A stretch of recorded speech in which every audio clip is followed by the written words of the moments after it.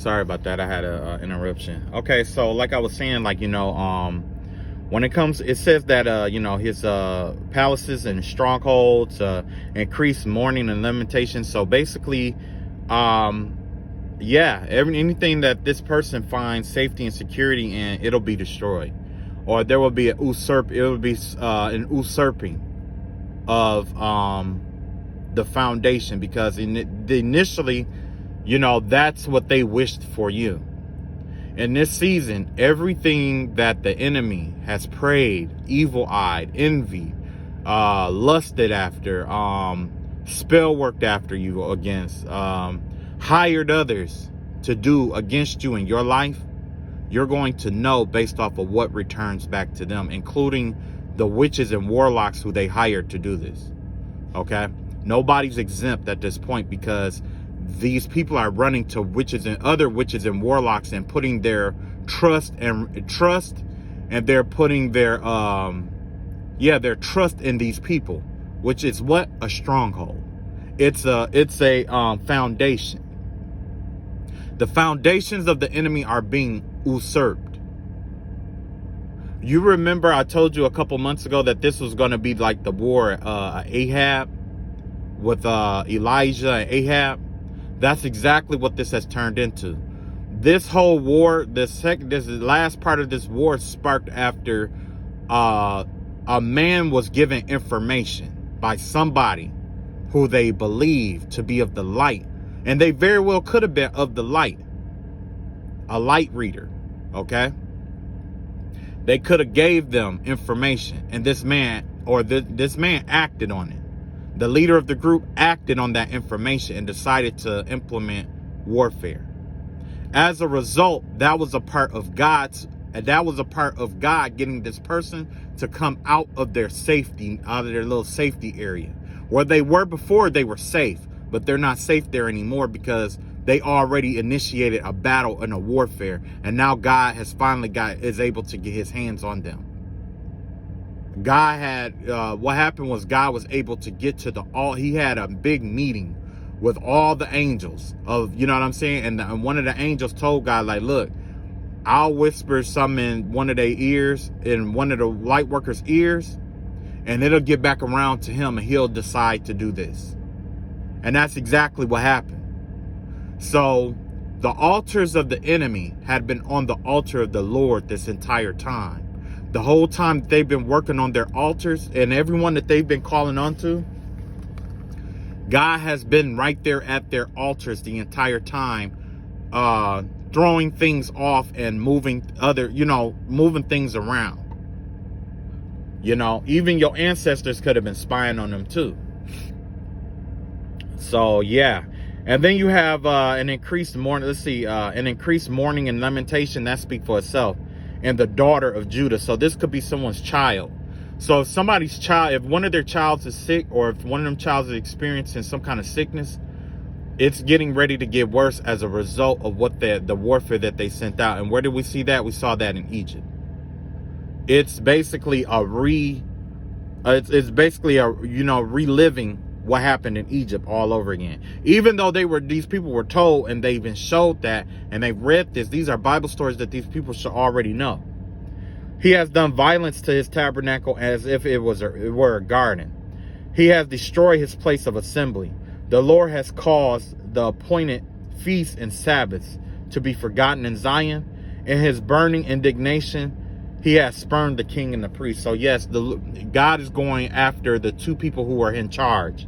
There was the king and the priest, just like with Ahab and Jezebel. Ahab was the king. He made all the decisions at the end of the day. But he was being, controlled by Jezebel, who was the priestess, the one who governed by the spiritual law.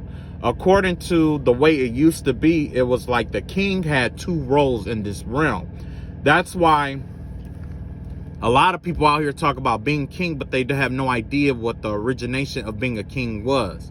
A king originally was somebody who went up to God, got all the commands, and brought them back to the earth. They were an intercessory, intercessor for God and the people. He went above and below. After a while, the kingdom began to grow, and his duties became too heavy. He couldn't take care of every single thing that people needed, and he couldn't attend to everything that God needed him to do.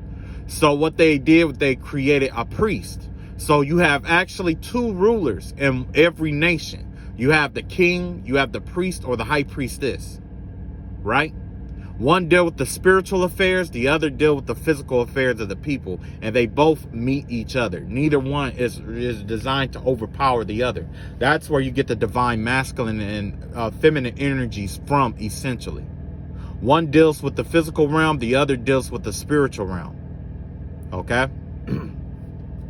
Now, I said all of that because, like I said, God is getting everywhere that, when it says like their tabernacle, and you know what I'm saying, all of the sanctuaries and altars and things of that nature that they've had, everywhere that they've been doing this work, everywhere that it resides, its resting place will be lifted up and it will be destroyed. The things that they considered holy. The Sabbath was a holy day. It was a holy feast. One of the holy feasts that, you know, spiritualists have a tendency to follow will be around like Easter, with the Eastern what is that, the not winter solstice, but the spring equinox. You see what I'm saying? If there was anything done around that time, chances are there's going to be repercussions with that ceremony as well, whatever was the byproduct of that ceremony. So this isn't extended to exactly what they did right now. This is going back towards everything they did. Every spell they did, every ritual they performed, every sacrifice that was done, every ceremony that was done, every Thanksgiving that was given, all of that is being usurped. All of it. Okay? I'm going to pull some cards right quick because I'm expecting to have to take off in a second here. But essentially, we're going to expand on this right quick.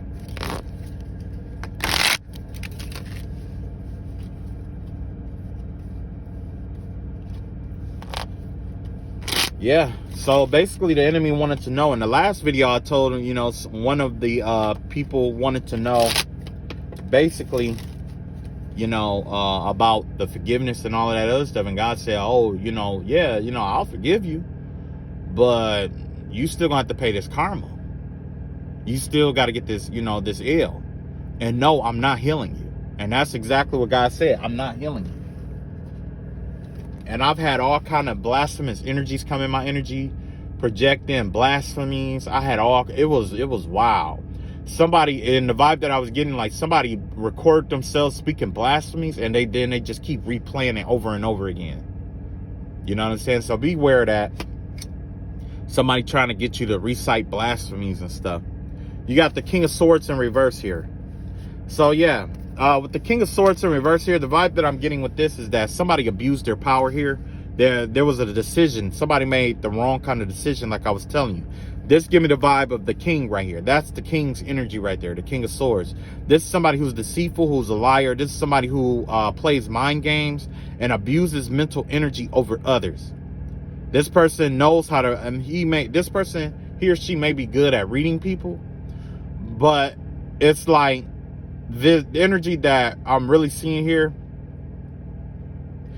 it has to do with something they spoke into existence. And it has something, they put a whole lot of power behind something that they tried to speak into existence over your life. You know what I'm saying, by him being the King of Swords, you know. So then you have the Ten of Pentacles here. And you have the Justice card here. So yeah, whatever they spoke over your life, negatively they spoke over your life, it has something like you're being justified. Oh, you know, you're being justified by bringing in like this Ten of Pentacles. The curses that your enemies have spoken over your life has been transmuted to blessings. And I got a good feeling that this has something to do with some kind of mirror magic that somebody was using, or some kind of reversal energy, or some kind of alchemical, somebody's trying to alchemize something or something like that. But what they were trying to do was that they were trying to like bring balance to some kind of wealth or something like that, or they were trying to balance something out in terms of like the inheritance, some kind of inheritance or something like that. Maybe they was trying to get this inheritance to go in their favor, is what I'm seeing here. But whatever they did, they spoke a curse, or they spoke something out into existence, and by it backfiring, that is what secured that person. That's what caused them to lose, like, this inheritance, this court case, whatever this was. Because remember, I told you a couple videos ago that somebody did all of this spell work, and then there was this one person that came in and they said or did something that threw everything out the window and caused everything to backfire. It was this person. This person caused the whole thing to backfire. You got the Queen of Wands out here. You got the High Priestess in reverse out here.